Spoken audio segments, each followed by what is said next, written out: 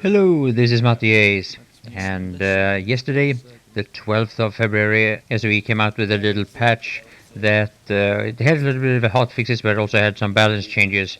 And one of the changes that was implemented was what we are trying out here, the air-to-air Tomcat lock-ons for the ESFs.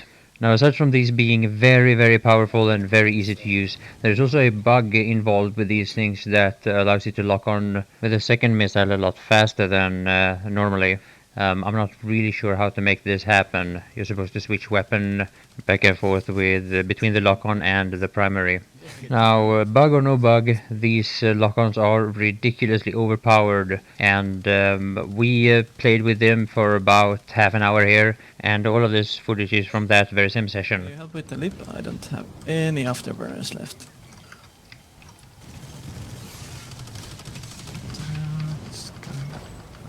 I'm trying to get there. Are you over the bridge? Yeah.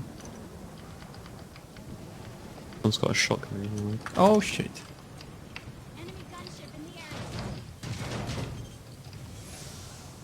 That was a wall. Take the lip, please. Thank you. He's gonna kill me. Didn't give me it, please. Oh, that's not bad. And spawning a new one. Ah, oh, the side buddy got it.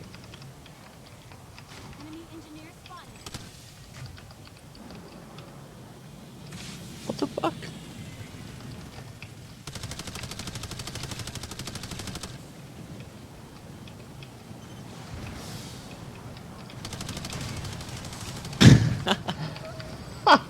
This is so silly. Now, I did try these lock-ons out before, and I made a video of it, but that was before the Coyotes was introduced in the game. And the Coyotes, they fill the same role, or they are in the game for the same purpose as the Tomcat lock-ons, and that is to help less skilled, less experienced pilots with their air-to-air gameplay. Now, most of the inexperienced or less confident pilots on, at least on Cobalt, they prefer to fly next to and above friendly armor, where they have access to anti-air. This is a very effective way of keeping yourself protected from the more experienced pilots. Another just as common strategy is to basically just outnumber your opponents. There are never going to be a high number of ace pilots on the same server at the same time. Unfortunately, these two strategies are going to hinder your learning process, and gaining the right experience in order to improve and get better is going to take you much longer. This is of course not important to everyone, but for those pilots who actually want to learn and want to improve, this is not the best way to go by. Who needs aim anyways? Yeah, let the game do it for you.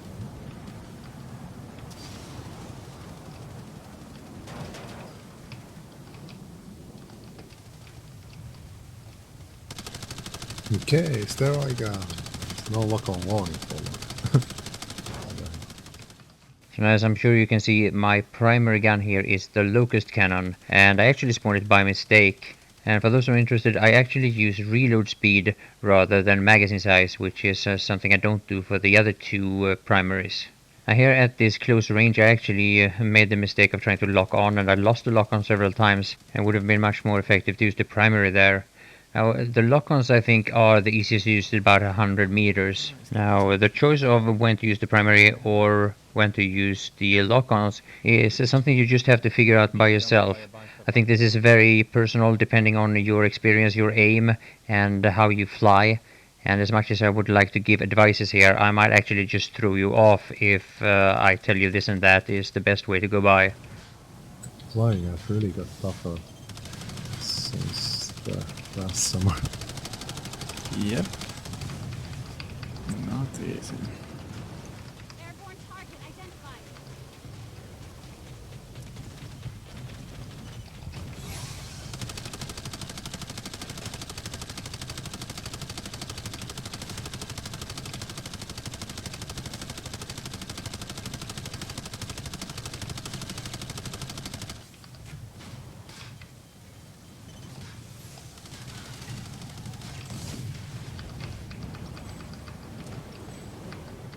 So another thing that you see a lot nowadays is when ESFs try to fly low to avoid whatever they want to avoid, which is quite a lot actually, they have a tendency to crash into trees and rocks and everything in the nearby vicinity.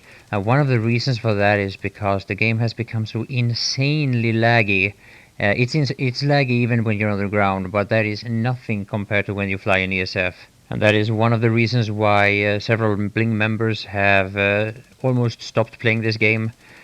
We barely see Becky online anymore. Hot and Spicy, I haven't played with him for several days, and he is another one of those players that play this game less and less. But pilots leaving Planetside 2 is not a new phenomenon anymore.